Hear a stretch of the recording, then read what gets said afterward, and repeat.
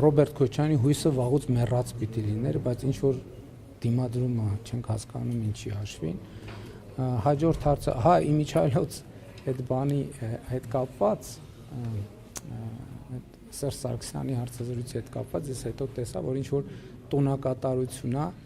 եւ Սերժ Սարգսյանի կողմնակիցներն ասում են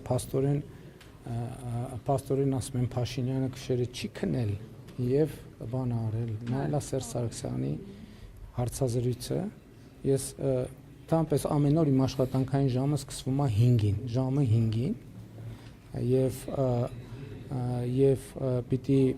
անկեղծ ասեմ, որ նույնիսկ ես որ իմացա, որ 5 թե 7 ժամանոց, այսինքն ես չգիտեմ, որ նոր ավարտվել այդ հարցազրույցը ընդհանրապես եւ 2 հոգու հավաքել եւ 5 ժամ խոսալ, այդ նշանակում է մարդը բան ունի, շփման ինչ որ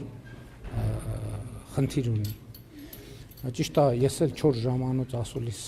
եղել է, նույնիսկ 5 անում եմ, բայց այն դեպքում լրագրողները, այսինքն բոլոր ցանկացող հավատարմագրված կառավարության բոլոր ցանկացող լրագրողները մասնակցում են։